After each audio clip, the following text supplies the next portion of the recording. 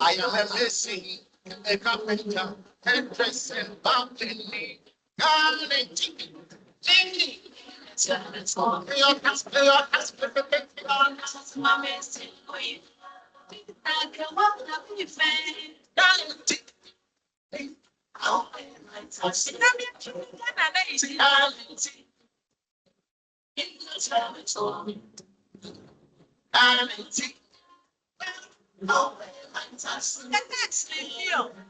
And my papa, man, hospital, papa,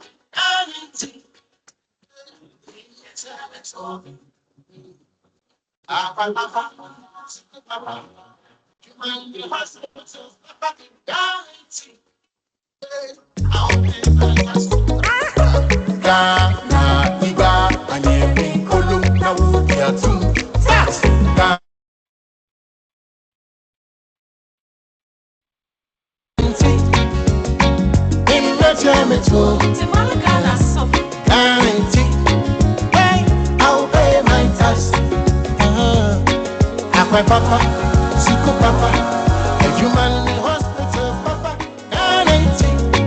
hey, in the chairman tour. My papa, Suku papa, a human in hospital, papa, hey, I will pay my tax. It's a service to Ghana to pay my taxes. But I got the cute. Some nobody by you, man, get it to one day. I am me, Mavinia, Mabia, Kanuana, I will pay my tax. Tikana live against him so good. Yacho me play I will pay my tax. Everybody does a guarantee. In the German guarantee. I will pay my tax. My papa, Suku papa, a human in the hospital, papa, guarantee. Me in the German my papa, Suku papa, a human in the hospital, papa, guarantee. I will pay my tax. It's a Ghana baby, I am in your mind, papa, let's see your tax. I am a missing a carpenter, hairdresser, and balcony. Guarantee me. Pay your tax, pay your tax, pay your tax. I'm a messing boy. Hey, I will pay my tax. It's a guarantee. In the German guarantee. I will pay my tax. My papa, Suku papa, a human in the hospital, papa, guarantee. Me in the German my papa, Suku papa, a human in the hospital, papa, guarantee. I will pay my tax.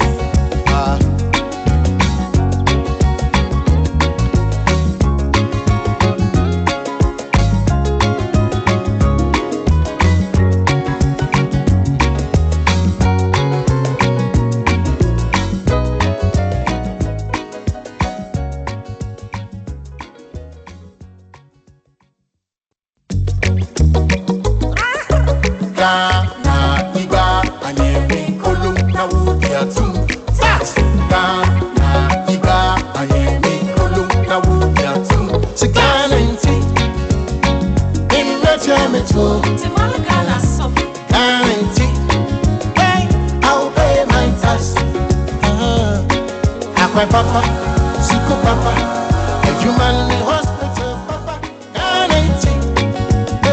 Me in the German my papa, Suku papa, a human in the hospital.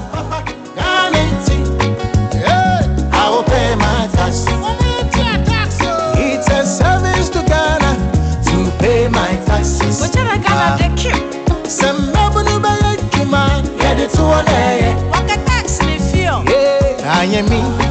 Mavinya, Mabia, Kanuana. Guarantee, I will pay my tax. Tikana live against him so good. Yacho me play oji. Guarantee, I will pay my tax.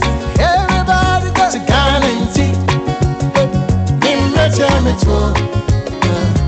Guarantee, I will pay my tax. Minamia China Gana Leiji. Aqua Papa, Suku Papa, a human in the hospital, Papa, guarantee. Me tell me to. Aqua Papa, Suku Papa, a human in the hospital, Papa, guarantee. I will pay my tax. It's a Ghana baby, I am in you. Your mind, Papa, let's see your tax can grab it. I am a missing a carpenter, hairdress and penny. Guarantee me. Pay your tax, pay your tax, pay your Ina's a messing way.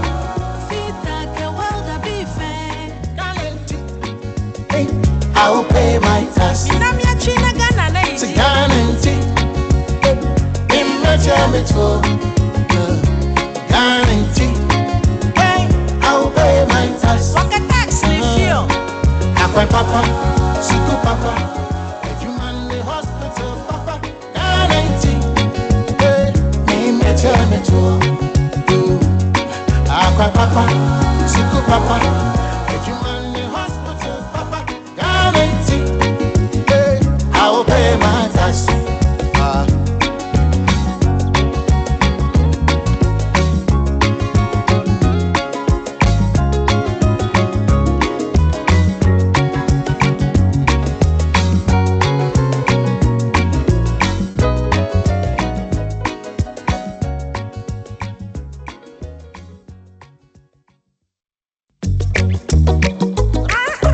Ghana, Iga, and every column now will be a two. Fast! Ghana, Iga, and every column now will be a two. It's a guarantee. In return, me too. Timala Gana so. Guarantee. I will pay my tax. Aqua Papa, Suku Papa, a human in the hospital, Papa, guarantee. In return, me too. Aqua Papa, Suku Papa, a human in the hospital, Papa, guarantee. I will pay my tax. It's a service to Ghana to pay my taxes. Whichever Gana the cute. Some nobody by Juma, yeah, the two on there. Walk a tax me feel. I am me. Mavinya, Mabia, Kanuana. Guarantee, I will pay my tax. Tikana live against him so good. Yacho me play oji. Guarantee, I will pay my tax. Everybody got a guarantee. In return, me too. Guarantee, I will pay my tax. Minamia China Gana Leiji. Aqua Papa, Suku Papa, a human in the hospital, Papa, guarantee. Me tell me to. Aqua Papa, Suku Papa, a human in the hospital, Papa, guarantee. I will pay my tax. It's a Ghana baby, I am in you. Your mind, Papa, let's see your tax can grab it. I am a missing a carpenter, hairdress and penny. Guarantee me. Pay your tax, pay your tax, pay your Ina's a messing way. Guarantee, I will pay my tax.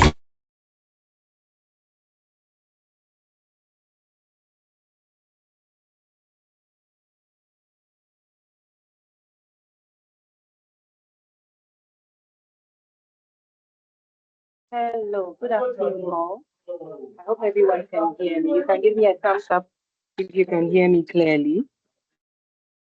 You are very welcome to the GRA Connect monthly webinar series. Can I get a thumbs up to see everyone can hear me?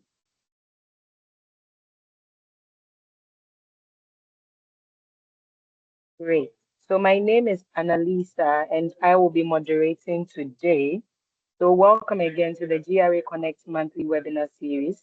This is the first of this series that we will be having once a month, and it is part of GRA's efforts at sustained tax education. The purpose of this monthly webinar is to give you the opportunity to learn directly from the GRA when it comes to tax policies and laws. So we have presenters here today who will take you through the topic we have, which is on vehicle valuation. And then after that, you have the opportunity to ask your questions to understand our tax laws and processes better. If you want to ask a question, you can just drop it in the chat or in the Q&A. And then at the end, we'll ask them. And you can also note them down. When it is time for questions, you raise your hand. We will allow you to unmute and then ask your question. The session is being recorded, and afterwards, the recording will be put on the GRA's YouTube channel so that you can go and review it and share with your colleagues and friends. So as we begin, I'll encourage you to share the link, invite your friends, colleagues, family members who have always been asking questions about GRA and about the importing of vehicles, what it's all about. Please share the link with them, let them join in so they can also learn directly from the GRA.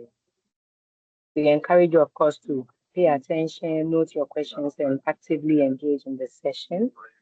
As we begin, I will invite Madame Florence Asante, the Deputy Commissioner of the Communication and Public Affairs Department of GRA, to give us her welcome remarks. Madam Florence, over to you. Thank you, Annalisa. I think it would be nice to give me a thumbs up if you can hear me too, so that I know I'm on the right platform, please. Great. Thank you so much. Thank you. Thank you. So I wish us all a very beautiful afternoon, and thank you all for joining. We have quite a number of people on this platform, and I'm very grateful to you all for joining. So on behalf of the Commissioner General, top management of the Ghana Revenue Authority, I wish to welcome you all to today's webinar. We are honored that you've taken time off your very busy schedules to join us in this very important national conversation. The Ghana Revenue Authority is institutionalizing these monthly webinar sessions, and it's part of our commitment towards making sure that continuously on a sustained level, we are providing education or information on tax issues to everybody who is eligible to pay tax, everybody who is interested in tax, everybody who is a citizen of Ghana or lives in Ghana and should be paying taxes. So the aim we have in holding these sessions is to make sure that we keep you all informed. You are all equipped with the necessary knowledge you need to make sure that if you have to pay tax, you do so with confidence. And for us to also create a platform for you to ask questions and give us very great suggestions on what we are doing and making sure that we get the feedback we need from you. Our thought is that if we have an informed taxpayer, that person is in a better position to comply voluntarily. So during today's session, we have people or our staff from the Customs Division of GRA. They are technical experts and they'll take you through vehicle valuation. This is something that we are always talking about. We are always asking questions about how do our vehicles that we import get valued and how do we clear them from the ports with minimum fuss so that we don't always have ourselves in this thing that we are being asked to pay more tax or duty than we are expected or we think we should pay. We encourage you to participate actively, ask all the questions that you need, make sure that this opportunity you make the most out of it, and then engage directly with our team so that you get all your questions answered. And we also encourage you to share the knowledge you've gained with your colleagues, fellow taxpayers, your friends, your families, so that more people will benefit from the information that we are providing here today. Thank you once again for joining us. We hope that you continue to join us every month. Make sure that everything we put out there benefits people who should be paying taxes. And we thank you. I wish us all a very productive and insightful webinar. Good afternoon, everybody. Thank you again, Madam Florence Asante. Let's give another round of our thumbs up to let her know we appreciate her.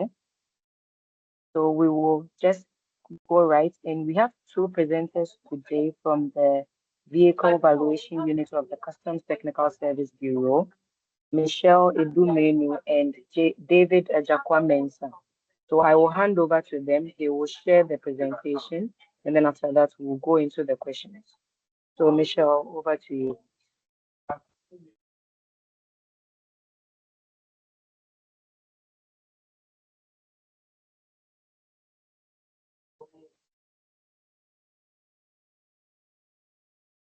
Thank you, Annalisa. And good afternoon to everyone.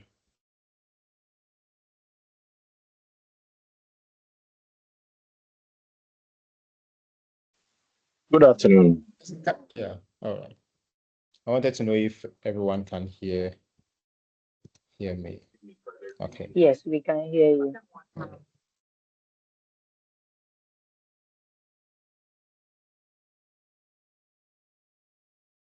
So let me share my slides.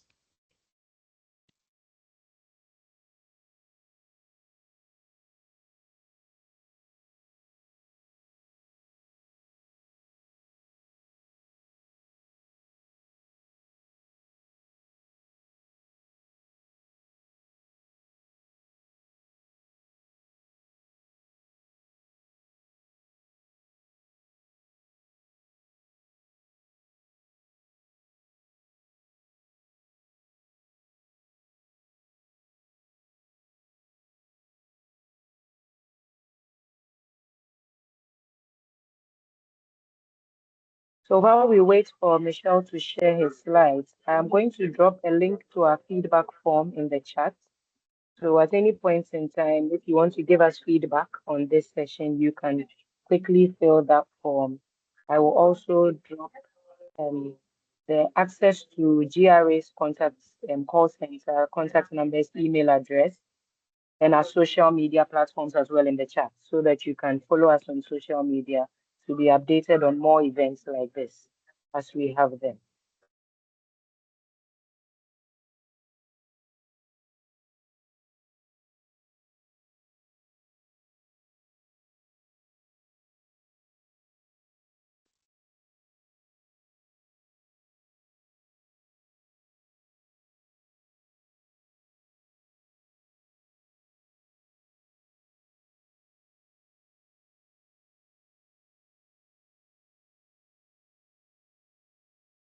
Michelle, would you like me to share your slides from my end?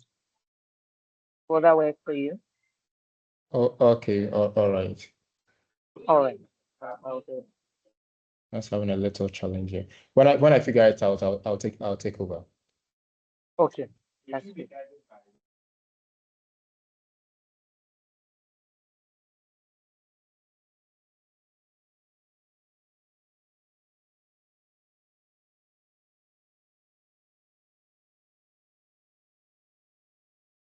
Okay. I hope everyone can see the slides.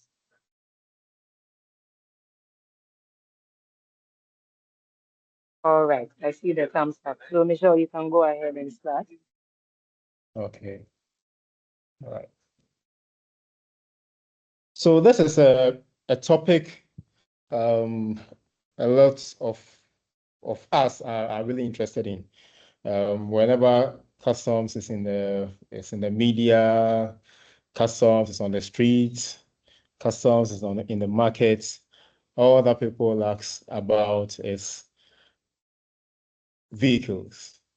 my vehicles, and I bought this vehicle, and I'm paying so much. This vehicle, I bought this vehicle for this amount of money, and I'm made to pay a double or triple amount of how much I bought them as duties. And it has generated a lot of controversies and a lot of interest in the public space. That GRA would want to, demystify what goes on with vehicle valuation. So we thank GRA so much and Communication and Public Affairs for giving us this opportunity to explain issues to the general public. So in this presentation, our objectives: one, to help the general public understand the vehicle valuation process. When we talk of vehicle valuation, what goes into it? Is it just are we doing just anything? Are we just taking any value to calculate, or we are doing something by law? Secondly, we want to educate the public on how factors such as the make, model, age, physical condition, and other details of the vehicle, how they influence the vehicle valuation process. And also lastly, we want to build the public confidence in the vehicle valuation process, that if you get an agent to pass your entry and the figure or the amount that comes out, you'll be satisfied with what has come to you, because you now understand what has gone into the assessment. So we'll be looking at overview, look at introduction, and looking at what gives us the power to do what we are doing in vehicle valuation. Also talk about the condition of vehicle and how we treat these vehicles in relation to valuing them or assessing these vehicles. We'd also want to look at the documentation acquired. If I'm bringing a vehicle, or I'm bringing a particular vehicle, what do I need? What documents do I need before I can bring in such vehicles? And also, lastly, in general, we would understand how the assessment of vehicles is done, the step-by-step process of assessing vehicles.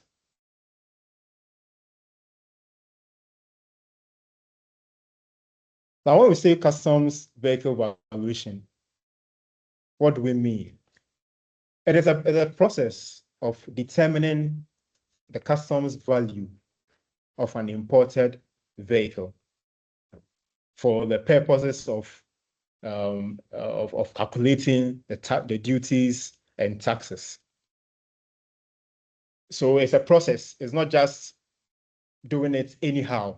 It's a laid down procedure that we follow to determine the value, how much does that vehicle cost in the country of export, or when the manufacturer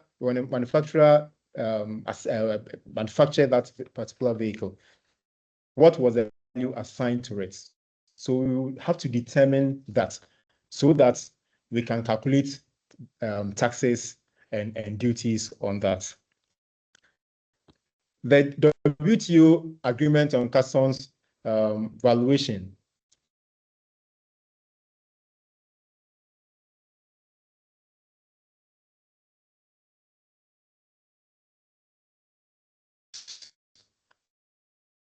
for new vehicles, because for WTO, they are not so much interested in used items.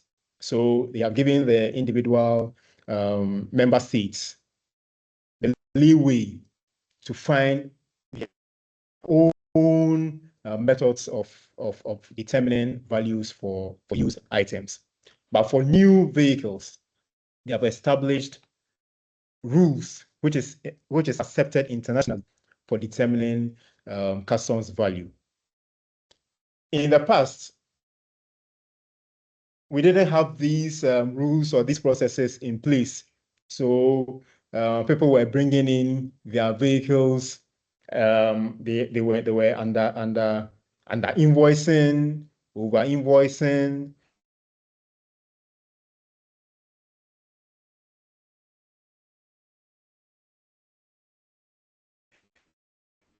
They were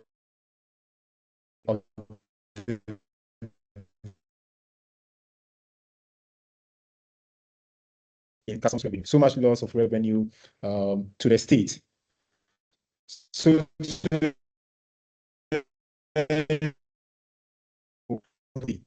of assessing used vehicles. Now, when you bring in your used vehicles, how should we go about it so that there will be so much fairness and so much transparency in this process? When we talk about vehicle valuation, in the customs, from the customs point of view, it differs from the ones we see in the markets. The market valuation, the commercial valuation, they are differences. The market focuses on the resale value in the local market, but the customs focus on finding a fair customs value, which serves as the basis for duty calculation. So for markets, that's where we normally go auction sales. We go there and we find a vehicle that we so admire.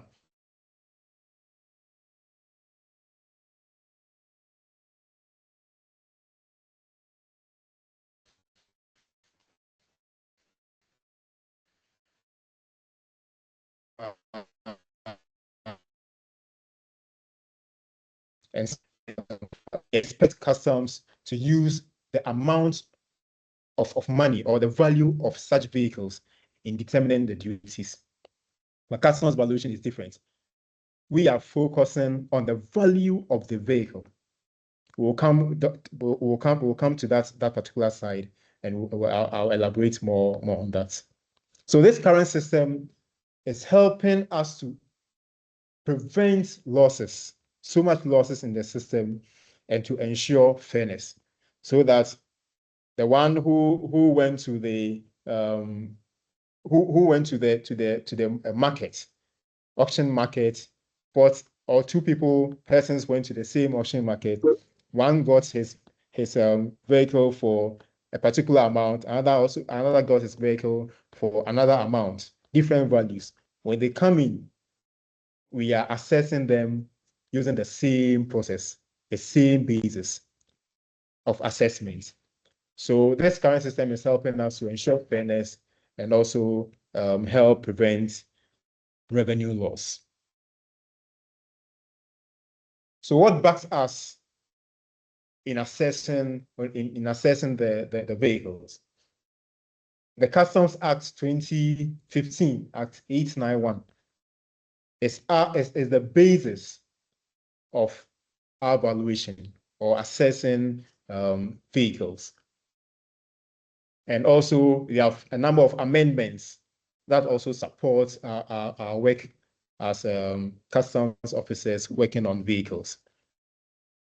Also, the Exemptions Act 2022, Act 1083, also provides us some guidelines in vehicle assessment, in that when someone brings in his or her vehicle, who has to pay duties, who must not pay duty, and those who have even paid duties, if they want to dispose their cars, what are the processes that they go through? How is that vehicle treated for the second owner to make payments of duties? All these are contained in the Exemption Act 2022.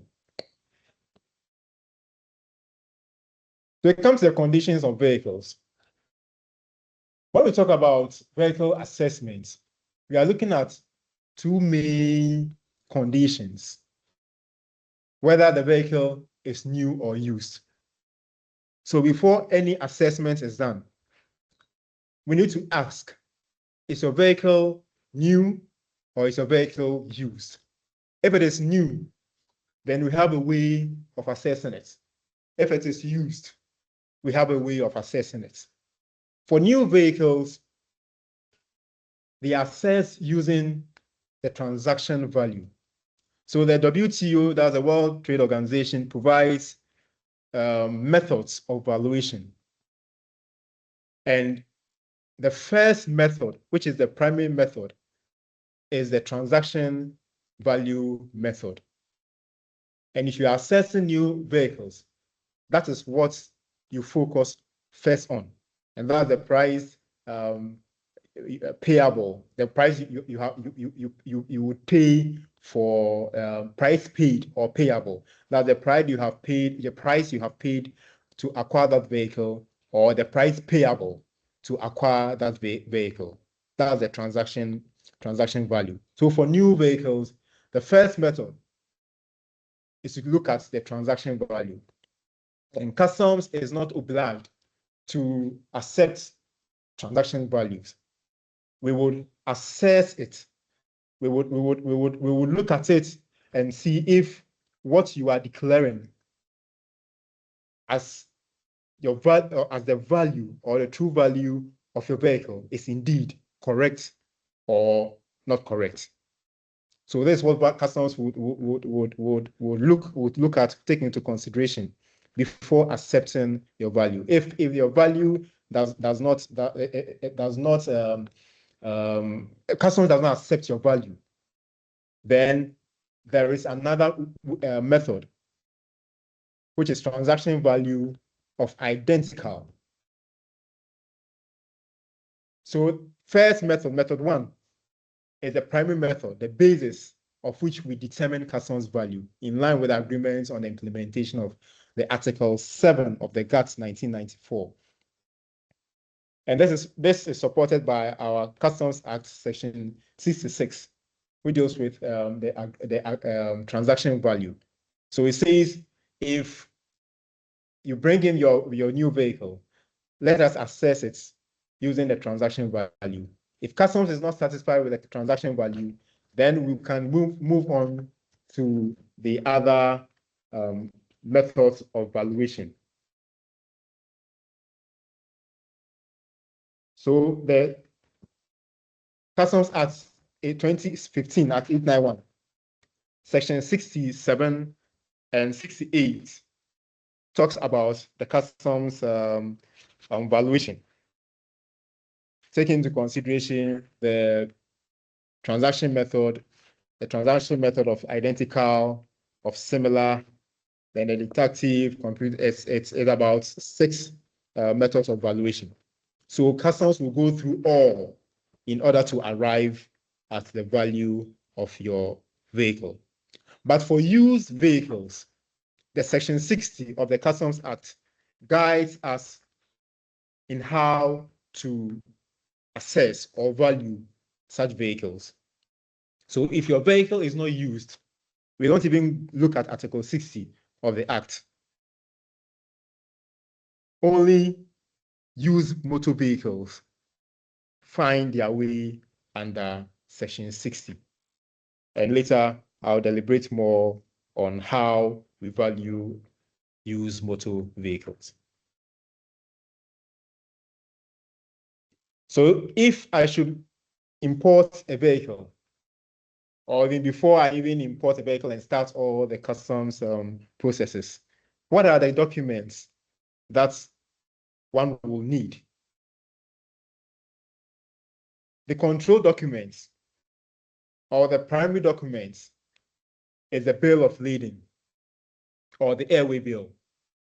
Bill of lading if it's coming by sea, and airway bill if it's coming by air. The other documents we also need will be the manifest, which is electronically generated in our systems. So the bill of lading provides ownership or tells customs that you are the owner of the goods or of the vehicle. So it may contain, or it may have your name, or it may have a name of another person. But once you have the bill of lading, then it confers ownership of the goods to you, because the shipper would send the bill of lading to who the goods belong to. The manifest is also, we say, it's an extension of the bill of lading. While the bill of lading contains the items on the vessel, the manifest gives more detail of these items which have been captured on the bill of lading. Other documents we also require is the invoice. That is, if your vehicle is new, we require you to attach an invoice. And if the vehicle is used, we may require that you attach a certificate of title. It is not always the case that we demand certificate of titles, but there are times that we would demand them, because the certificate of title also provides certain information on the vehicle, which are key to the assessment. We'd also ask for permits. Probably you are clearing the car on certain concessions, by certain laws. So you are not required to pay certain amount of duties here and there. We require the permits. We require the authority. Probably you are warehousing. So what letter has been approved, or what is the approval for you to warehouse your vehicle? So these are some of the documents that we require, depending on what you are bringing into the vehicle and for what purpose you are bringing the vehicle into the country.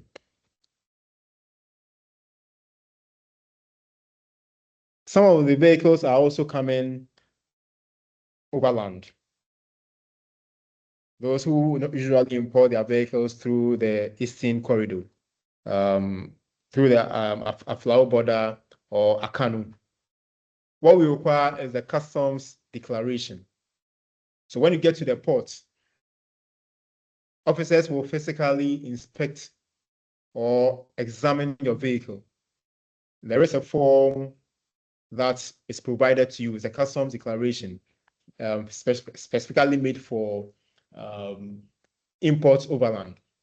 So they will fill in all those details, the vehicle details, and you attach them to your electronic entry.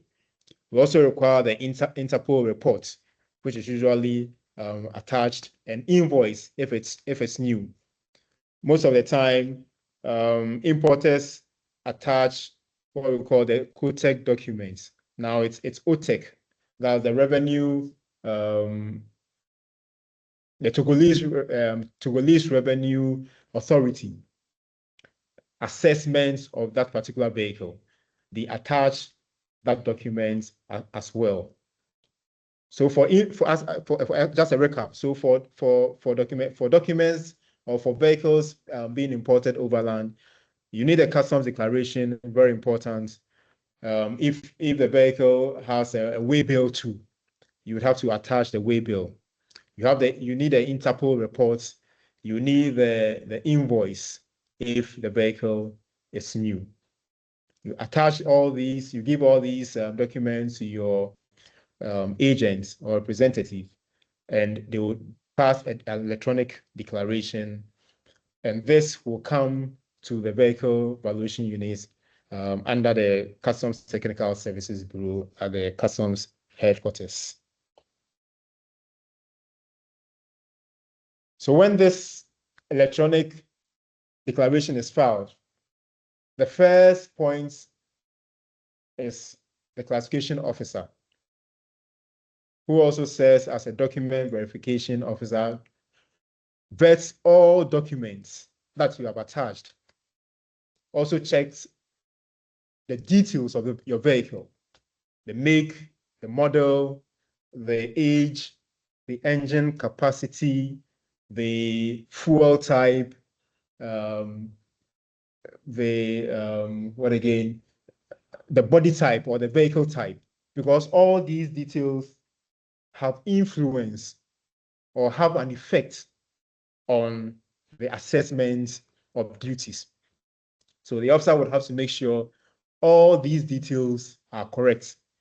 If they are not correct, they would have to send it back to the declarant for corrections to be made. If everything is right, the chassis number and every other detail of the vehicle is correct, it then moves on to the valuation officer who does the assessment of the vehicle, which I would take you through step by step. After the valuation officer has finished his or her work, it goes to a supervisor who checks all that has been done in classification through valuation. And if everything is okay, he approves. And now it goes back to the declarant. If the declarant is happy with the assessment, the declarant accepts it and goes on to make payment. However, if the declarant is unhappy or he sees some errors or he feels that he has been unfairly treated, then he can appeal because the agreement on customs valuation, or let me put it this way, the Article 7 of the GATT provides the opportunity for everyone who feels fairly untreated by customs to appeal appealing omissions and decisions of customs. So if the declarant feels that, or the importer feels that he has a very good point, a very good argument, or a very good case backed by documents, then he or she can appeal. The appeal officer will review all the documents which has been attached. If he feels or he checks and the appellant has a case, it will be worked on, reviewed for the appellant.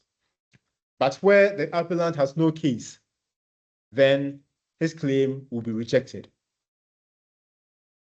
If he's satisfied with what the appeals officer has done, then he moves on to make payment.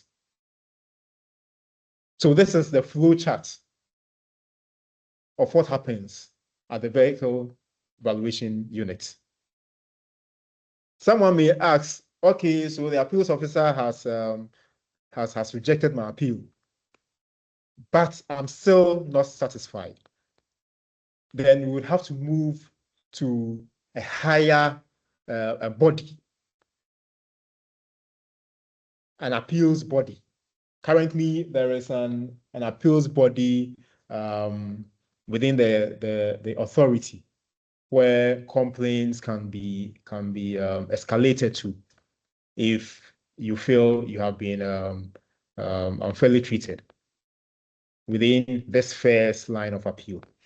So if anyone feels that way, there is an appellate body that's within the authority who would also further look into your issue. So if after payment, then you move to the port where physical examination is conducted, the vehicle is marked, if everything is fine, then your vehicle is released and cleared from the customs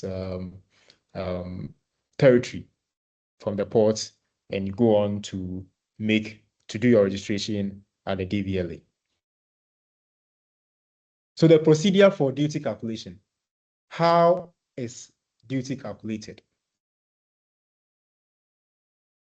For Ghana, the basis of our duty calculation is the cost, insurance, and freight. That's the CIF. So before we do any calculation of the vehicle, we would have to find the cost of that vehicle. We would have to get the insurance, and also we get the freight. Without the cost, without the insurance, without the freight, we cannot assess the vehicle. So for every vehicle, and this I'm talking about the used, I've already treated the new. That the new, we go by the transaction value. But for the used, we use what we call the home delivery value, or the manufacturer's suggested retail price. And that must first be determined. And it is the price at which the manufacturer recommends that the vehicle should be sold to dealers at retail points. It's also called the first purchase price. That's the value of a used motor vehicle as assessed in accordance with Section 60 of our Act, together with the freight, insurance, commission, and any other costs or charges or expenses which are incidental to the delivery of the motor vehicle at the port or place at which the vehicle first entered the country. So this is the basis of our calculation in determining the value or the duties of these vehicles. So I spoke about insurance. The insurance component is calculated as 0.875% of the cost and freight. And the freight is determined by the commissioner's order. The commissioner's order, which gives freight for various categories of vehicles. So for saloon cars, they have a particular freight. For station wagons, they have a particular freight. So for saloon cars, laid backs, estates, they have categories which is linked to their engine capacities. That's why I said that every detail or every thing about your vehicle has an influence or has a direct impact on the final duty assessed. The freight is determined, the vehicle type. So the pickups will also have their own freight. The trucks will have their own freight, and so on and so forth. So with the first purchase price determined, which is the cost, the freight and insurance together becomes the value of the vehicle. And this is the basis of our valuation. When we determine the cost of your vehicle, or what we call the home delivery value of your vehicle, Section 60, as I mentioned, states categorically how these vehicles should be depreciated. We agree that it's used. It has gone through some level of wear and tear. It is not new. So like going to the markets, going to buy or going to the auction market to buy certain vehicles, you will not get them at the same price as you go to a showroom because they have been depreciated through continuous usage. So it's the same wisdom that the vehicles are depreciated after a particular period of time. So these come in the form of percentage reduction of the home delivery value according to the year of manufacture of the vehicle. So if your vehicle is more than 6 months, then it starts enjoying this depreciation. However, if your vehicle is used, but it hasn't crossed the 6-month rule, it will be treated as a new vehicle. I'm not saying this. This is the law. Now, where the age of a used motor vehicle does not exceed 6 months, the price is deemed to be the first purchase price. So if you bought a 2026 vehicle and you shipped it into the country in let's say May or in June, it hasn't crossed the 6-month rule. So although it's a used vehicle, it will be treated as new. You wouldn't enjoy any depreciation as the law stipulates. But if it's more than 6 months,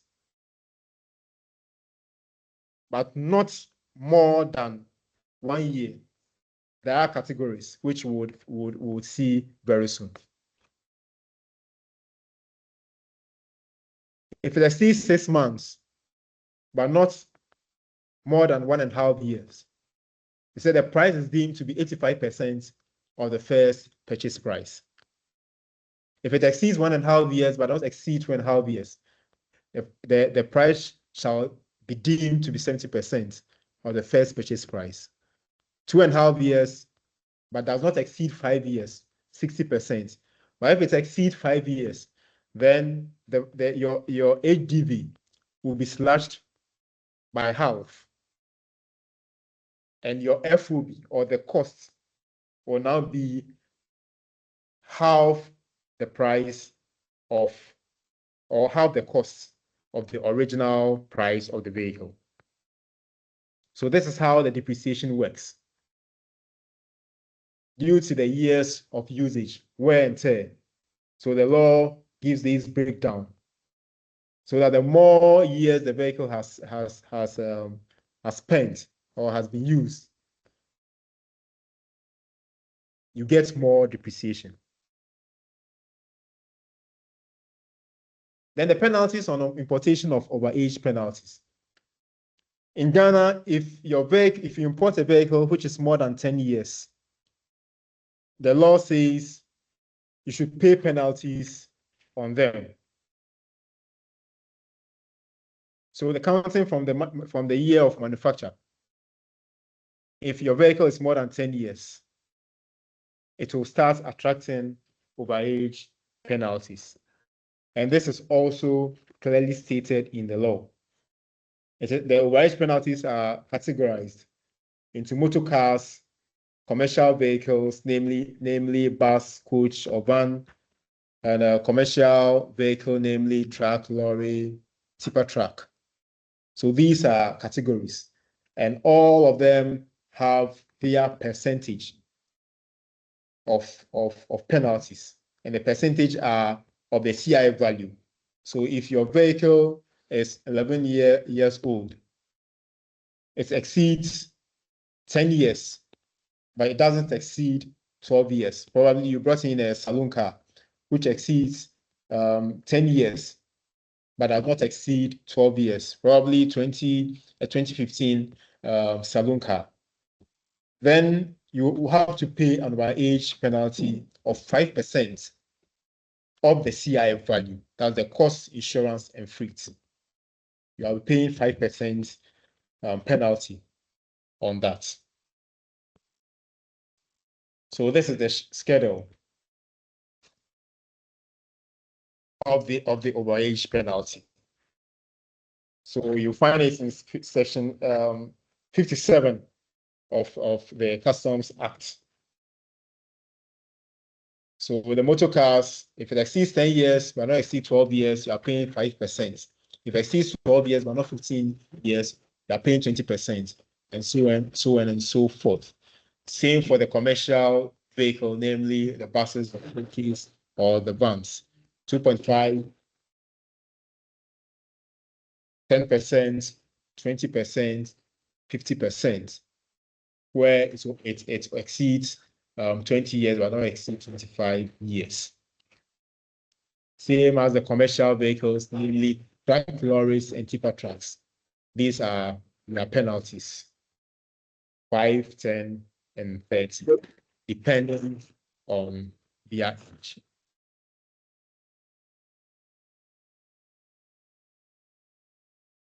Now, the import duty rates. We have 4 bands. The section 55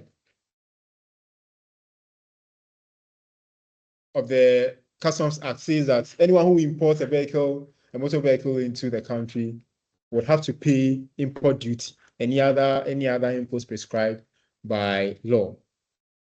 And these are the bands which are used to calculate the import duties.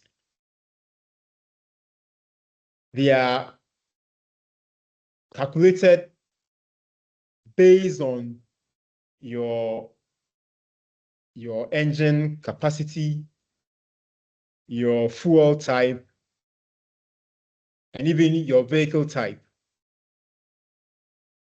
So if you are bringing in, let's say, a tractor, an agri tractor, which has been which you are going to use it, which has been approved, let me put it that way, which has been approved for farming purposes, it attracts 0% import duty rate. But where you are bringing in an agri tractor, which you are going to use it in a warehouse somewhere, or any other purpose, for any other purpose other than agricultural, then you are attracting 5%. For buses, vans, trucks, they all attract 5%, irrespective of the fuel type, irrespective of their engine capacities. What will differentiate them is the codes when the classification officer is classifying, taking into consideration your declaration, what you have entered, your engine capacity, your fuel type. That would be the only difference in the codes, the coding. But for the import duty rates, it's flat, 5%. Then it comes to the motor vehicles, the saloon cars, the station wagons, the estates, and so on and so forth. These ones would attract either 5, either 10, or 20, depending on the engine capacity, depending on the fuel type, and depending on the engine capacity, the fuel type. So this is where the dynamics play in. So when you bring in your vehicle and you don't state the correct capacity, we would have to send it back to you for you to correct it. In cases where we can correct them, we would correct them and apply the actual capacity. So someone would say, okay, I'm bringing in a vehicle, knowing very well it's a 4.0, but he would enter a 2.0 because he would want to attract a lower import duty rate of 10% instead of 20%. Or let me talk about this because I know maybe the questions will come in. All electric vehicles attract 20% import duty rate. Lots of people ask, why electric vehicle? We are promoting a green economy. Why is it that we have to pay 20% import duty rates? And I'll answer before anyone asks me that question. This is because it's purely policy. There's a policy issue. And with the introduction of the ECOWAS Common External Tariff, the CET, that is the documents with which we use in our classification in determining where to put what. Which category do we put vehicles of engine capacities 3.0, the ones 2.0, That is the book, and which vehicles or which items attract these import duty rates. When they were developing that particular document in 2015, or when they brought it out in 2015, all vehicles were to attract an import duty rate of 20%. But there was a leeway that member states can negotiate a number of tariff lines or a number of items so that they can, instead of 20%, or instead of maybe 35%, instead of 5%, they can bring them lower.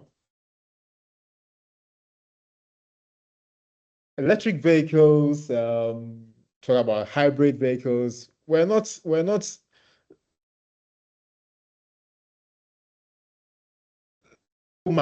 in the system.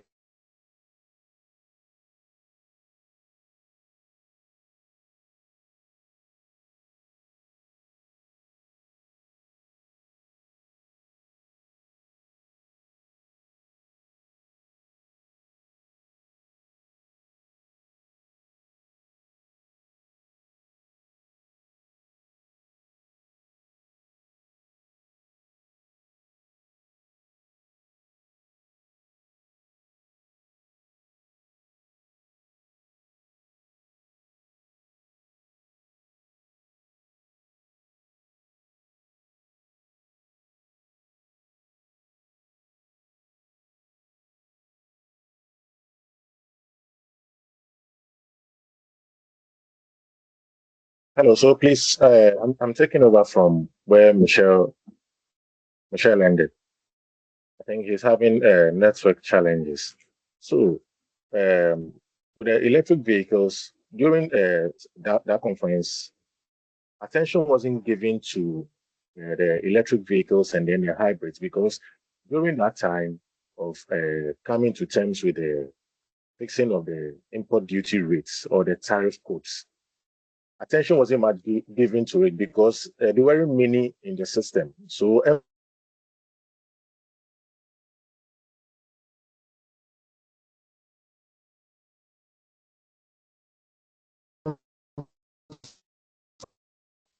that is why the import duty rates for electric and hybrid and the plugins are all 20%.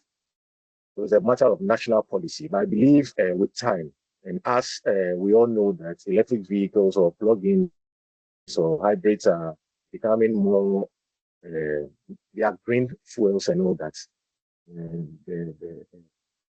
Nationally, I believe maybe it might be reviewed at a later date. So that is in relation to the electric vehicle, the plug-in and the hybrids, which attract an import duty rate as of now within our tax structure, 20%.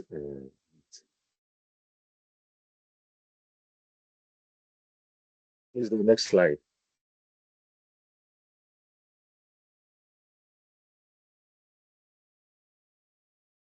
So on the screens, we can see the duties, the list of duties, and then the taxes. We have the import duty rates, which we've talked extensively. So in the cases of vehicles, the import duty rates, the bands are from 0, 5%, 10%, and then the 20% rates. Then we have our import VATs. We have our processing fee, the ECOWAS levy, and the list continues. So some few months down the line, we're having the COVID levy.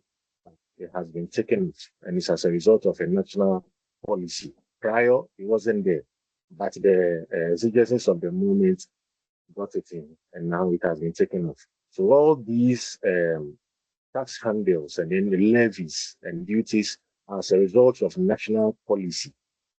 So for motor vehicles, and as customs, as we are an implementing agency, and to a very large extent, the Ghana Revenue Authority, once the national policy states that some of the duties and then the taxes will be taken off, automatically through a Commissioner General's order, review such. So the explanations and then the percentage rates of all can be found on our screen.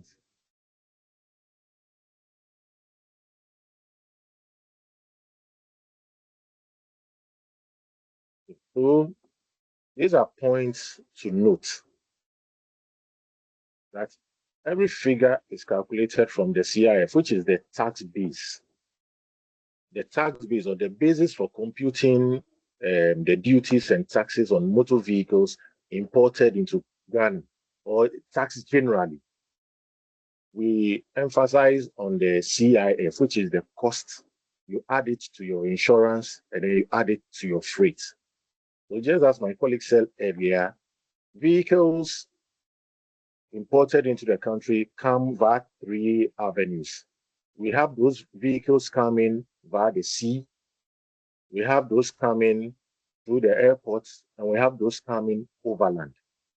So for the insurance with the C, which is the cost, or in other words, the FOB, we already know that we derive that from the MSRP or the home delivery value. If it is new, we'll rely on that, for which customers is not obliged to accept your transaction value. We look at the invoice, but we are not obliged to accept your invoice value because in trade, or there are several factors that can influence an invoice value. But when it is used, we have the MSRP, we depreciate for you, and then we arrive at the cost, which is the FOB. In the cases of the insurance, for vehicles coming through the seaport, it is 0.875 of the cost and in the freight.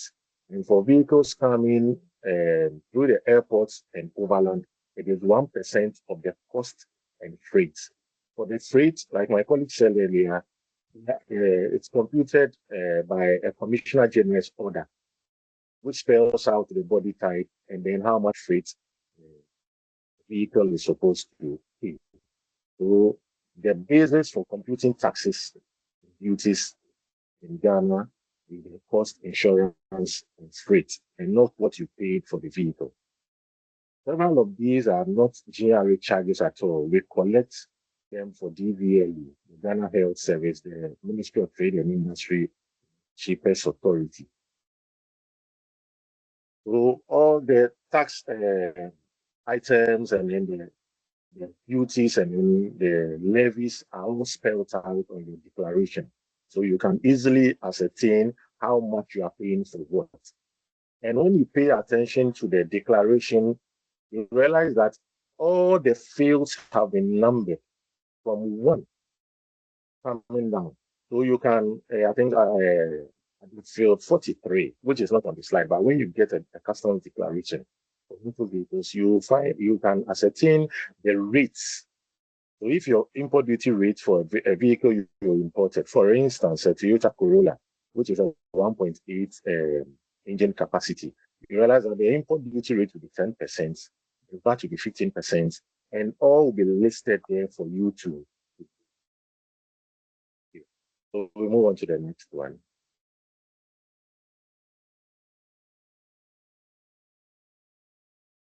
There are instances where people import vehicles into the country, and for one reason or the other, they fail to clear them. Several instances. So the Customs Act specifies that once you import motor vehicles into the country, counting from the very date the motor vehicle in this instance was discharged from the vessel, that is with the seaport, or was discharged from the aircraft for the airport, or crossed into Ghana using the land borders, counting 60 days after the discharge. If you don't put in your declaration to clear them, the state will forfeit those motor vehicles.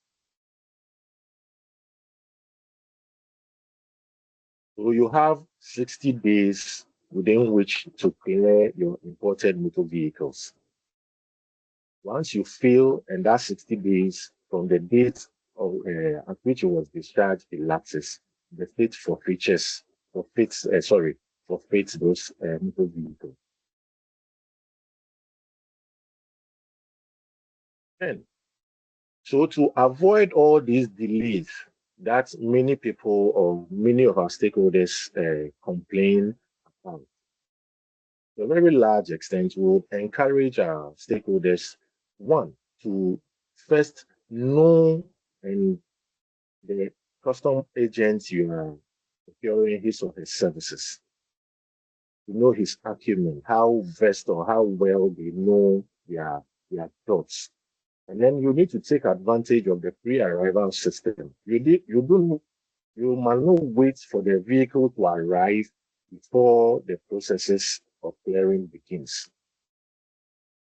Once you take hold of your bill of entry, a bill of lading, which is the legal basis of showing ownership of a motor vehicle to be imported into the country, you can, so long as it's new or used, you can consult your agents and then begin the clearance process.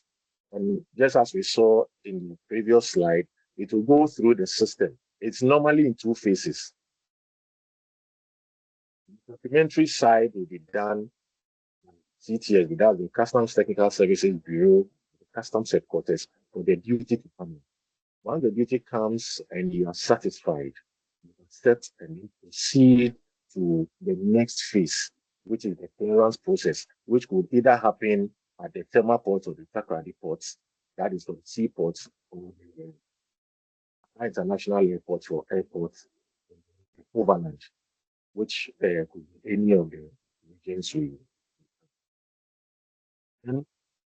would encourage our stakeholders to also do their checks very well before importing their vehicles. More emphasis will be placed on the overaged vehicles. More emphasis, because there are cases where people bring in the vehicles and they are like, we do not know the overage penalty could be this high.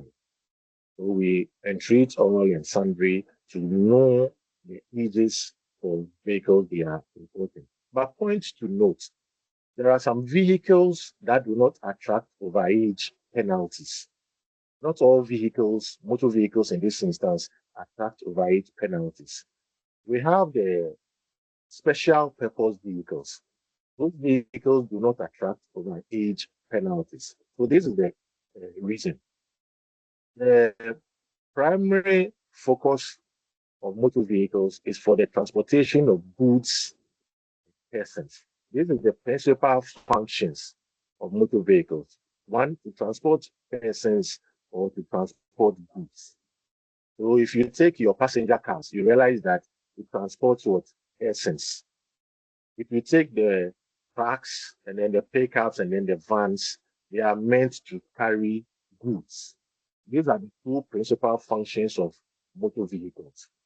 But manufacturers come up with certain classes of vehicles that perform specialized functions other than the principal function of carrying goods or persons. So these classes of motor vehicles are what we call the special purpose vehicles. A classical example are the road sweepers. Road sweepers. We have the fire tenders. We have the cesspit MTS. We have the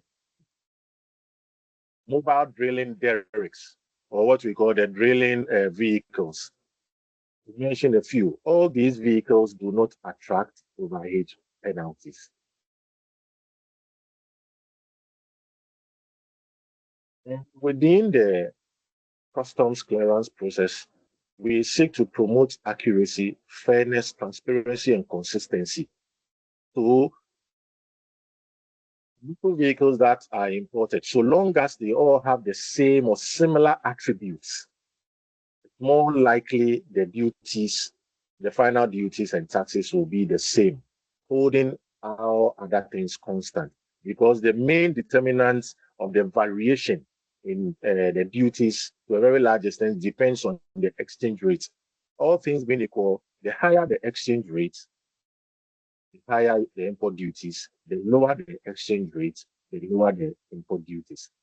And so we'll take this opportunity to entreat all and sundry, that is the public, in understanding all these processes so that once you have any other issue, you can bring it on board.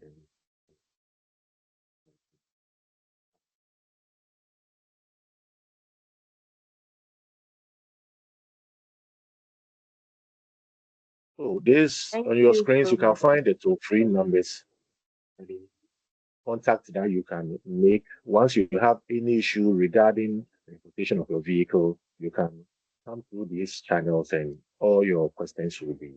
So thank you very much. Thank you so much, David and Michelle. So we'll take questions now. We have a couple of questions in the chat. So we'll start with that. And then those whose hands are up will allow you to ask your question. Some of the questions I can see have been answered in the chat already. So the rate of electric vehicle that was answered is 20%. And then somebody asked, does the appeal require payment of any fees? And that was answered as well, that no. So we have a question here from Benjamin Asiedu. He says, how do I, as an importer, know the first purchase price or manufacturer price of the vehicle I am importing? So David, if you can take that, or if Michelle can take that. Yes, yes, sir. So the manufacturer's suggested retail price. This is the price manufacturers give to dealers of those automobiles or those motor vehicles to sell to the public. So, in the clearest instances of the automobiles or motor vehicles coming from the northern part of America, that is Mexico, Canada, and the United States of America, there is a compilation of values, the vehicles, their models, and then their values in what we call the NADA. That is the North American Automobile Dealers Association. They have the NADA that specifies all that. And they have the softwares that you can purchase, and they have the hard copies that you can purchase from there to know. And as the years go by, newer vehicles and models come, those documents are updated. So the agents that you procure their services, they know about this. And for the vehicles coming from the Europe, we have what we call the Euro tax. These things are not, they are in the open for anybody who wants to know to procure. So these are some examples of areas that you can get the MSRPs as an importer. Thank you, Mr. Benjamin. Thank you, David. So the first question, Solis, you can ask your question, please. Unmute and then ask your question. Hello, good afternoon, everyone, and thank you, Annalise. So I just want to know that this presentation, would it be made available to attendees? That's one. And then also the session on the electric vehicles, I'd like to know that it was discussed, but it is not necessarily captured on this presentation. Would it be updated so that at any point that someone takes this presentation, they know that this was said here? Thank you. Thank you, Solis, for your question. David, if you can answer. Thank you, Solis. So I will consult with my colleague and then Madam Lisa and Lisa, so that we can make this available. All these processes, all these webinars, the media engagements, it's a process or a way of demystifying our customs operations to the barest minimum. So I believe it will be okay because this session is being recorded. So that will be okay if we give it out. So what we'll do is that with the second question, we would update it on the electric vehicles so that it will be authentic for you to make reference to. So that will be considered. Thank you, Madam Solis. Thank you. And as I said at the beginning as well, the recording will be shared on YouTube and other social media. So you can go back and then rewatch it anytime you need more information. Okay, Vincent. Vincent, you can unmute and ask your question.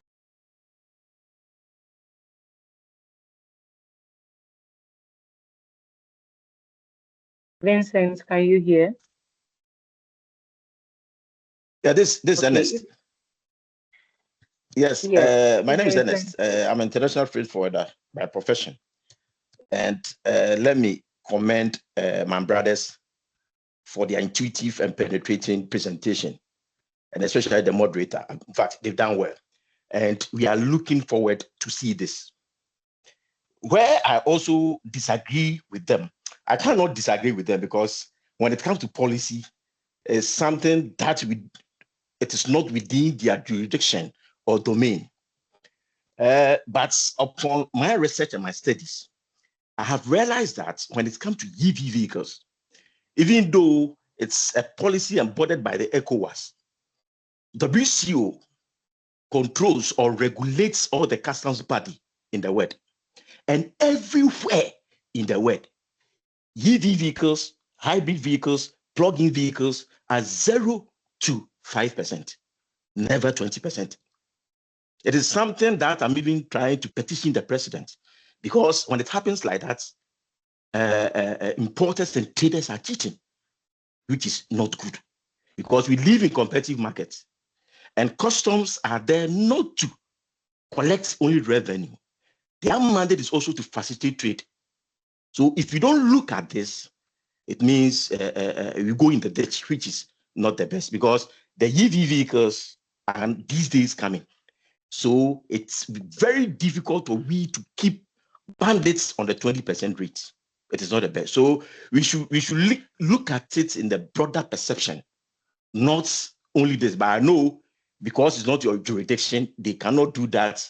Fine, I will take it for now. But there's something that we should look at it, because the whole world is promoting green. Everywhere in the world, they are promoting green. So if somebody brings EV vehicles, paying 20% on hybrid plugins and electric vehicles, for me, it is unacceptable. But because it's not within our jurisdiction, I will take it and let the process take its course. And my second question too.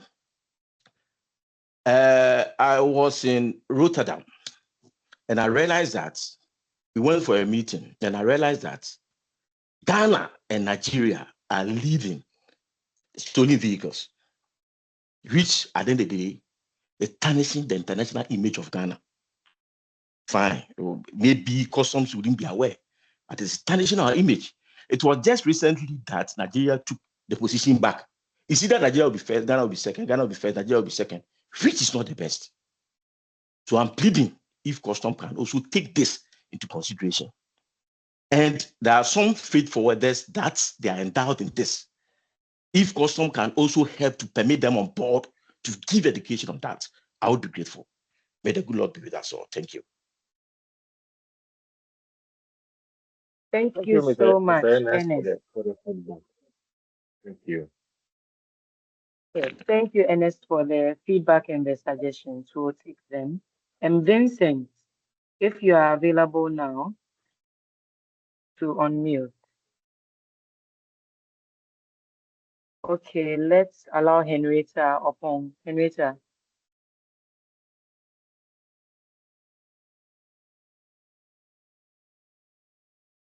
Henrietta, you can unmute and then ask your question now. Yeah, thank you very much for giving me the opportunity. I have a question and a follow-up one. On your duties and taxes, at the VAT column, the basis of calculation, I realized that the import duty was not added to it. Has there been any changes, or it was if there's any changes that has been made on that?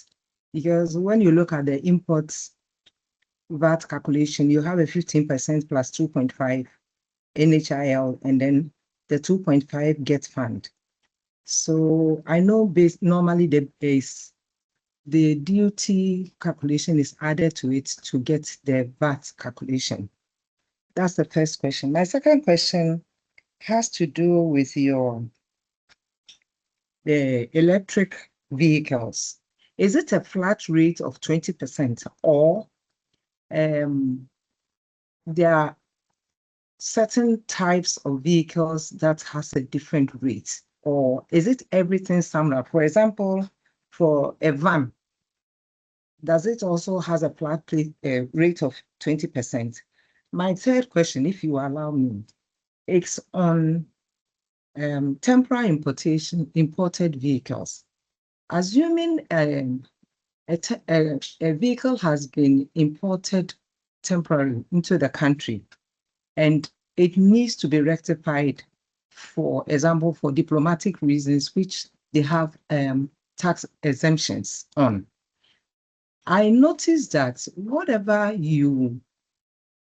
the port of importation, whether it's by land, by road, by land, by sea, or by air, the component of the Ghana Health Service charge is totally different for the three places, especially at the airport, when you have to rectify the one that comes by land through the Kotoka International, through the airport. The value is very, very high. I want to understand why it is so. Thank you very much. Thank you, Madam Hetty. So with your first question, thank you for the question. First aspect which has to do with the VAT, it's supposed to be the import duty is supposed to be passed. So I'll correct it before we send the slides to you. I've noted that because for the computation of the import VAT, we have the import duty there. Again, with the electric vehicles, I'll take it from this angle. When you look at the structure of the harmonized system, you realize that it has been arranged based on the body type. So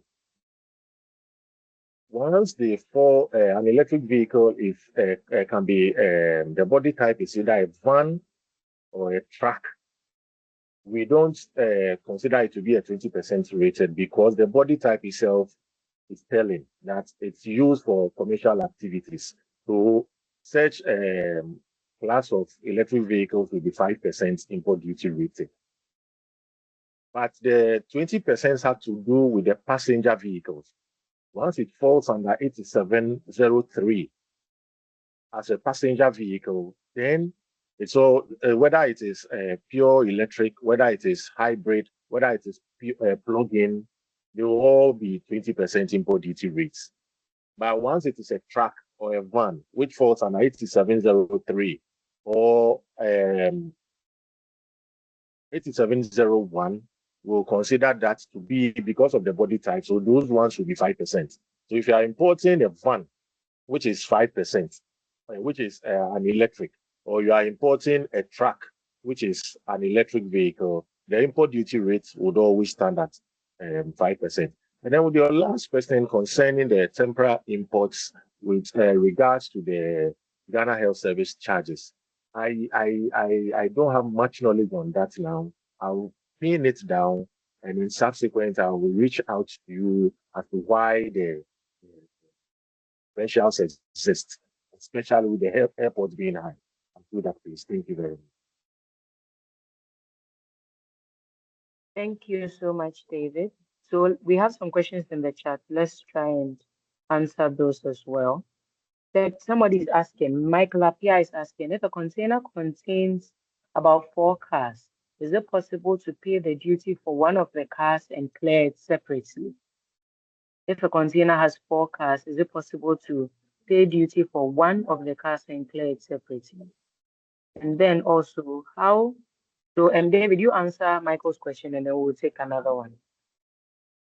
Well, Mr. Apia, so that is to be the case. But for a time now, there has been a trend of abuse. And circumstance, once you import 4 vehicles and all are in your name, the system should be, you should be allowed to, as and when you clear them because of maybe the financial constraints. But realize that there were abuses within the system. So now you cannot separate all the 4 vehicles in just one person's name and declaring them as and when. Now that doesn't exist any longer. Unless the 4 vehicles are in the name of different persons, that you can be allowed to clear them. So if you are bringing in the first vehicle is for Kofi Menu, the second is for Kwame Menu, the third is for Kuku Menu, and then the last is for Kwesi Menu, it's allowed. But for you to break them down into Kwesi Menu, Kwesi Menu, Kwesi Menu, Kwesi Menu, that is not allowed for the time being until the issues within that sphere is resolved, and that will be opened again. Thank you. We have a question from Ellie Agbeko. How do I, as an agent or importer, know the exact duty before importation? How Thank you, does Mr. an Agbeko. importer, yeah. You can know that, but I would like to issue this caveat that what you would want to know prior to your vehicle coming is an estimate. That is the caveat. Is an estimate, not an actual. So it gives a fair idea about the duty you are likely to pay when the vehicle is assessed when it arrives. So you can go to our website. We have the external.unipassghana.com. External.unipassghana.com. You'll see the vehicle duty calculator column there. Once you click on that menu, then it will open for you. So it will ask you certain questions or certain parameters. You indicate the age of your vehicle, the make, the model, where it's coming from, and all that. And it will give you an idea of already cleared vehicles that are in the system for a period of time. So you can look at it for, let's say, a month or 2 or 3. So we can limit you to those periods for you to have a fair idea of the vehicle you are bringing. But once again, the duties you'll be seeing there are actuals for previously valued vehicles, but in your instance or in your case, it will be an estimate. Thank you.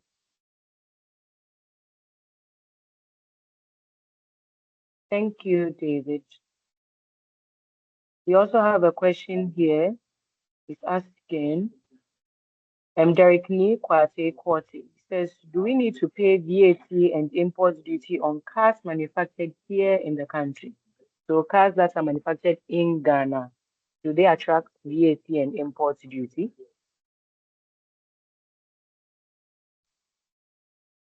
Okay. Sorry, I'm back. Okay. Yeah.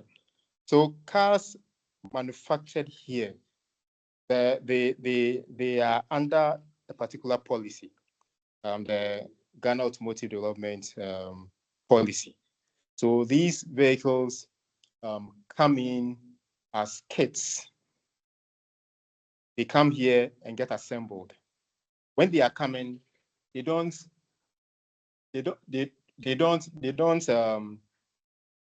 pay the duties, import VAT and those duties. They are only those statutory duties are the ones that they pay. After assembly, that is where they pay VAT. So when at the time of importation, they don't pay VAT. There's no import VAT.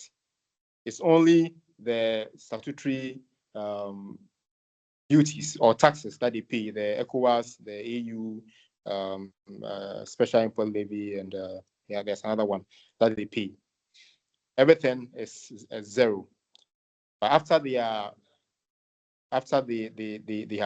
assembled the vehicles, that is where they pay the VAT on what they have done.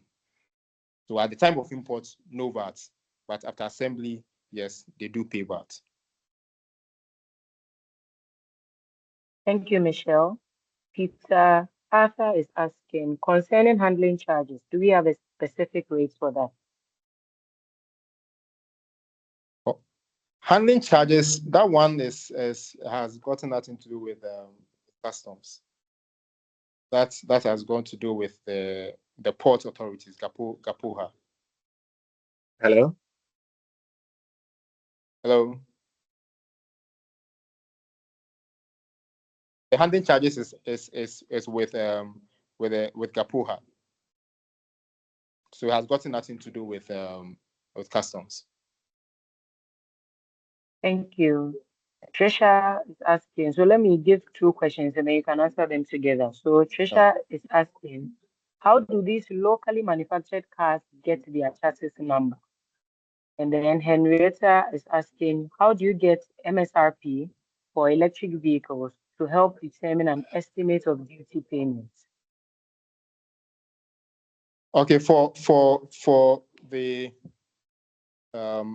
when you talk about locally manufactured vehicles, are you talking about these OEMs or their representatives? That's original equipment manufacturers or their representatives who are assembling vehicles here. Is that what she means? If that's what she means, then they bring in kits, the parts. So they bring in every they are categories. Either you are assembling SKD, that's semi knockdown. You're assembling enhanced SKD, that is enhanced semi knockdown. That one, the local components are more than the foreign components. They come in disassembled, so they are not put together. So for the semi knockdown vehicles, certain components are put together in the foreign country. Certain components are supposed to be put together, fixed in Ghana. So as for the chassis numbers, they bring them from outside. So it's already manufactured. The chassis is already manufactured with a number embossed. So there's no production of chassis numbers here. But where we have a company which would want to manufacture vehicles from the scratch, we have assigned, we call them WMI, World Manufacturer Identifiers. When you take the chassis number, your first 2 or 3 characters, that represents the WMI, World Manufacturer Identifier. Every country every country has a unique identifier. So Ghana's identification code is FA to FE. So if Ghana should say that we are manufacturing vehicles here, that particular code will be assigned to Ghana. And there is a systematic way of assigning numbers or coding the chassis number. So for those which are brought from foreign to assemble, they already come with their chassis numbers. Unless we decide to do everything from scratch, build the chassis number here, then we would emboss our local chassis numbers on them. And the second one on electric, how do we get values for electric vehicles? Every vehicle has a chassis number, and every chassis number pulls out certain details for the vehicle, including even the value of the vehicle. And every vehicle has a value. So our work as vehicle valuation officers is to find the value of that vehicle. If the chassis number does not bring it, we would have to find documents which shows the value of the vehicle or the manufacturer's suggested retail price of that particular vehicle. So it's not just for electric vehicles, but for all vehicles. So for electric vehicles, yes, we'll find them. If you don't find them in the chassis number, we'll find the manufacturer's suggested retail price. Definitely find the manufacturer's retail price somewhere else. Thank you, Michelle. There's one feedback I'll say here. So the vehicle duty calculator on the items portal has been giving us some challenges. Kindly review and resolve those problems for us, please. Thank you. Okay. Yeah. Well, Ernest, you can unmute and then ask your question. Yes, madam. I think a lady asked a question concerning handling. I know this is not the jurisdiction of customs, so if it's still online and the time permits me, I can explain it to her if we wouldn't mind. When it comes to handling charges, these are the mandatory charges for either the shipping line or the terminal.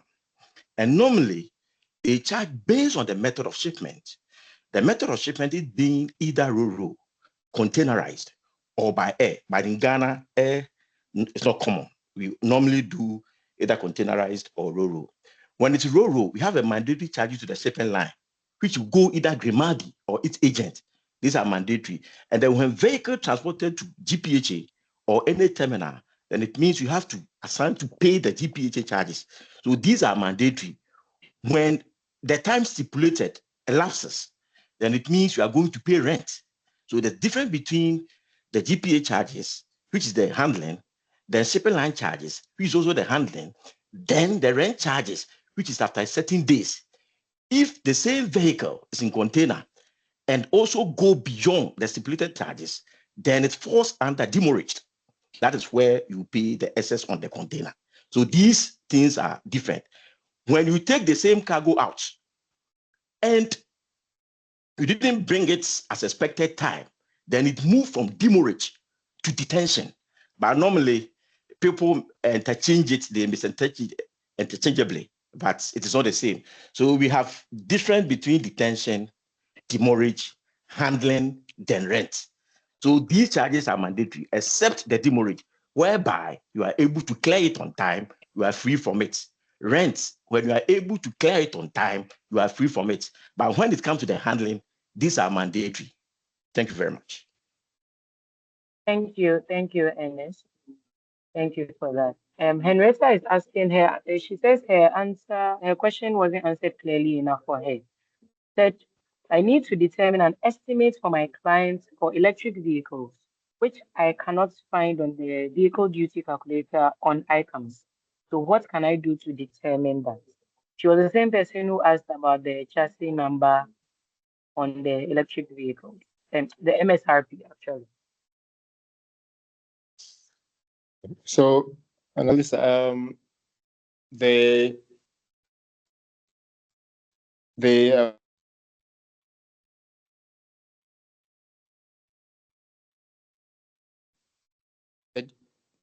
hello.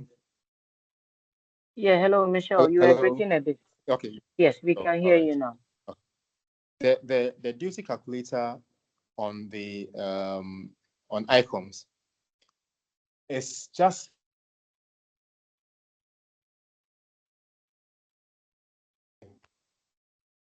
of your vehicle. So maybe probably she has gone there and she did not find a vehicle similar to what she was looking for, and that's why she's not getting any information, because whatever is in there are similar vehicles or vehicles which have been worked on. So you go in there is to find a similar one to yours. So if you are bringing vehicle A, make A, model B, you have to go in there. You have to make sure your vehicle is model make A, model B, in order to get an estimate. But if your vehicle model, make and model is not found there, then it will be difficult for you to get have an idea of the vehicle you intend bringing. And in that case, you would have to visit a customs office and seek help with the calculation.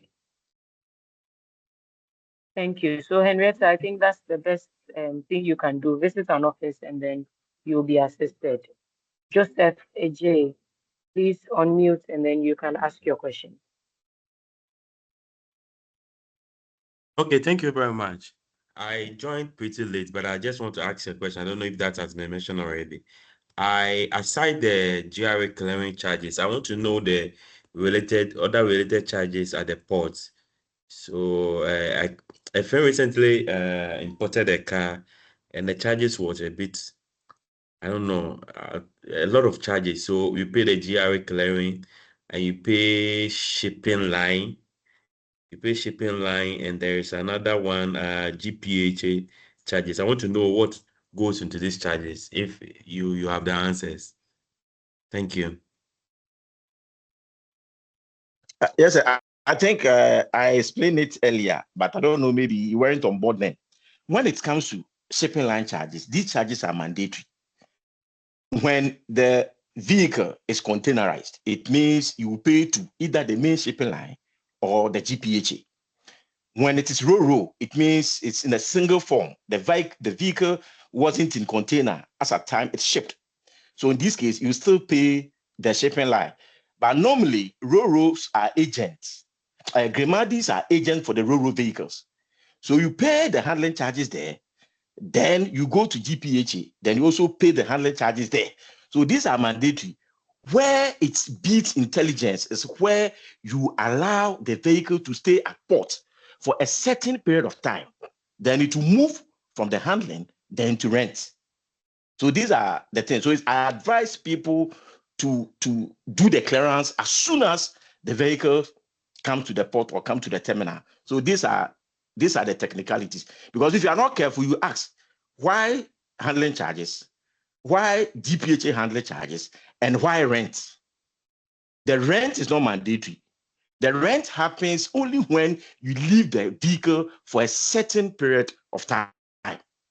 But for the handling for the shipping line, it is mandatory. For the handling for GPHA, it's mandatory. The meaning of handling is they use the apparatus to move the vehicles to the port and bring them to other terminals. That's the meaning of the handling. Because they use their machines and whatever, that is why they take that mandatory money. But those handling charges, quite minimal, they are less. But the moment you allow it to stay for the port for a certain period of time, then it's accrued rent. So I advise, if you don't want to be in this situation, kindly do your clearance as soon as possible. Thank you very much. Thank you for that. Somebody is also asking about why electric vehicle is 20%. I think that was answered earlier, Solomon. So I don't know, Michelle, if you want to quickly take that question on the electric vehicles. That why does it attract a high duty when usually elsewhere the electric vehicles are lower rate? Thank you, Lisa. I'm sure when I don't know the point. At what point I went off, but I think I was still talking. I didn't really realize I was off when I was explaining that point. For electric vehicles, it is all about the ECOWAS Common External Tariff. ECOWAS Common External Tariff. When it was introduced in 2015, all vehicles were to attract 20% import duty. However, member states were given some freedom to adjust the taxes. They call the import adjustment tax, so that they can review some of these duty rates. They had a number of lines, I think, a number of tariff lines, 177 or so. So there were a few, and they had to select the most important ones to review or bring down the tariff rates.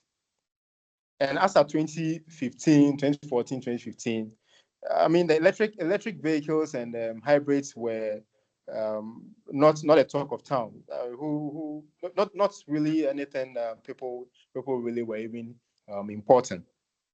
So that wasn't really considered, but the usual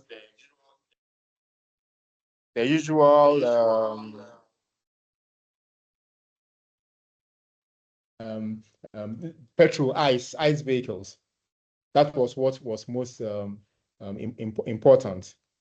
So they went in for that and left the electric vehicles. So that is why electric vehicles are still 20%. So for anything to change, it will take policy, and also at the level of ECOWAS. But ECOWAS at the moment is looking at localization.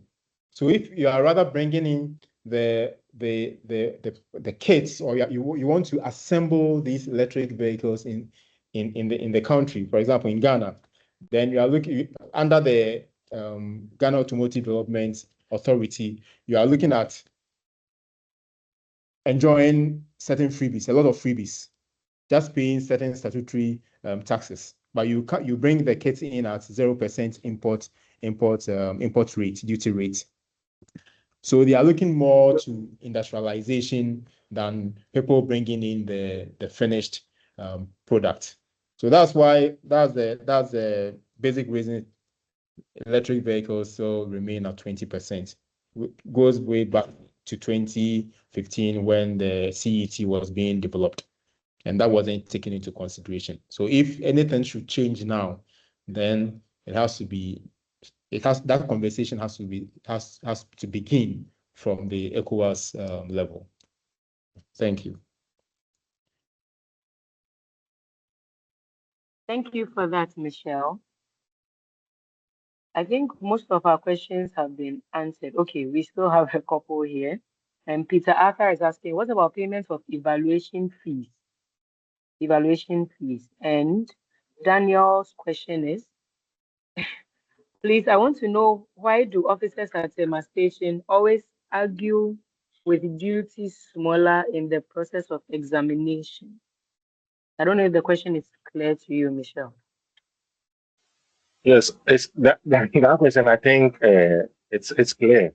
I think Okay. they are like at the point of clearance. Why do officers always say that maybe this duty is low or this duty is high? And to answer to that, what we do at the Customs Technical Services Bureau at the Customs Headquarters are mainly documentary. They are mainly documentary. So at the second leg of the clearance process is where we have the physical examination of the said vehicle. So once you get to the second phase of it, where the vehicle in itself will be examined to be sure of the make you declared to us earlier, the model, the engine capacity, the fuel type, the seating capacity, and then the condition, whether it is used or it is new, and then the special feature in this regard. That is where they get to know about it. So once you give us a wrong special feature, and I'll give the Corolla example. Let's say it's the special feature in this instance is the XLE, and you enter the model as L, and we process it. The officers, the whole clearance process is continuum. It's not an event. So the officers on field during the physical examination of the vehicle would ascertain that you declared it as L, but in actual sense it is XLE, and that will be corrected. If per adventure you are able to find your way out, you take it off and you clear the vehicle, and it gets to the driver and vehicle licensing authority, there are also custom officers there. And once maybe you take them off and you get home and you fix them back, and you get to the DVLA, the DVLA officers will also ascertain and know the true special feature of it. Once it is not the true and proper special feature, they would ask you to do a post entry to pay the right duties to customs and by extension, the government. Thank you for that, Michelle. So before we end, Michelle That and was David. David. If you have, oh, sorry, sorry, David. So before we end, Michelle and David, if you have one thing, if you are speaking to an importer of vehicles, you are speaking to importers of vehicles today, one thing that you want them to take away from this session as they go to import, I'll give you a few minutes so that each of you can give them one piece of advice before we hand over to Madam Florence.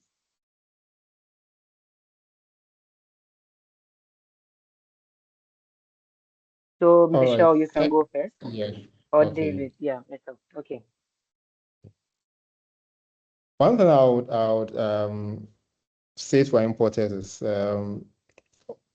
our process follows certain guidelines. We don't just do anything. We follow a particular process in arriving at the duties and taxes. So in case anyone has any issues with what we have done, with assessments that we have done, feel free to appeal. Appeal officers are there independent of the classification and valuation and even the approval officers. They will go over with your attached relevant documents and see if you have a case. If you do have a case, why not? You'll be served so that you can go on to pay the duties. So they should please trust in the process and help to be compliant so that we can all pay our taxes right and help build a better Ghana. Thank you. Thank you, Michelle. David, you can go ahead. Just 2 minutes. One thing you want taxpayers to take away. So I would advise them that don't be shy. If you are importing any vehicle, and that has been, should I say, that has been part of our makeup. A lot of people feel shy in asking questions. So if you are importing any form of vehicle and you do not know your way out, just walk to any customs office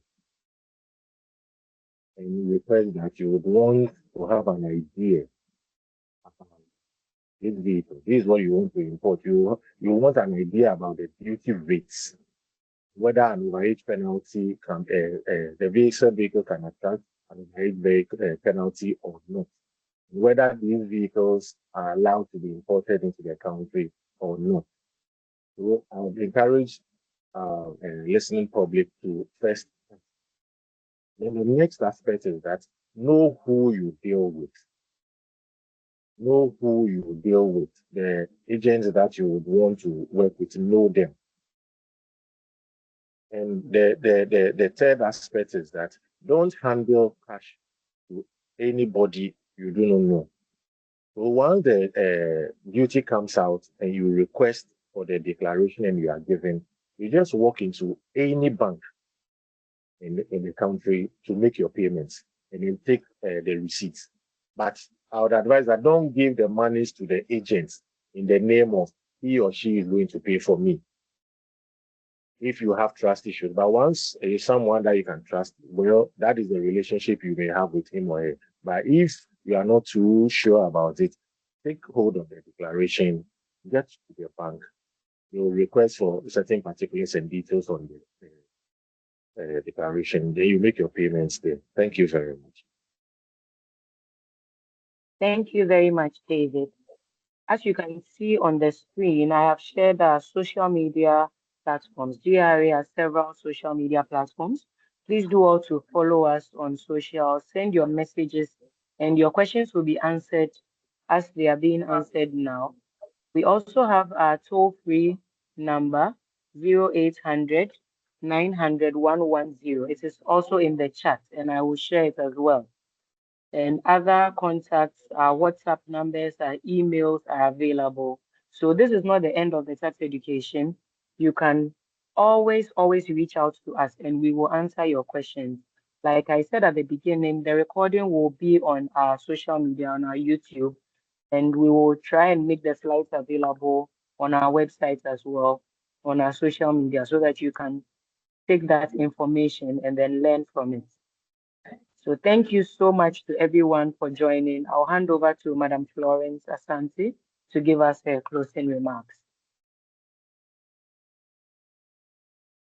Thank you so much, Annalisa, and thank you to everybody for joining us during our first monthly webinar, GRA Connect. Thank you so much for joining. A lot of things have been said here. I don't think I want to repeat them because I know we've all understood. And then I'd like to encourage us, give us feedback on this program. Let us know how well it worked with you. I saw some comments in the chat. We'll do well to make sure that our sound quality and other things are better the next time. But please stay with us. Next week or next month, we are going to treat a different topic. We are going to treat something that is very dear to our hearts. And we know that we will all join and make sure that the information is useful to us. Continue giving us your feedback, and make sure that you let us know what we are doing right. Thank you so much for joining, and have a very pleasant day. Thank you. Thank you. Thank you, Madam Florence. Thank you all. So I'll leave the meeting open for a few minutes so that you can take note of our socials. And then if you haven't filled the feedback form, please do so. It is in the chat. I'll put it in there again as well. So please fill the feedback form. If you have some particular topics you want us to discuss, you can put it in there, and then we'll treat those topics on one of our next webinars. Thank you for your time.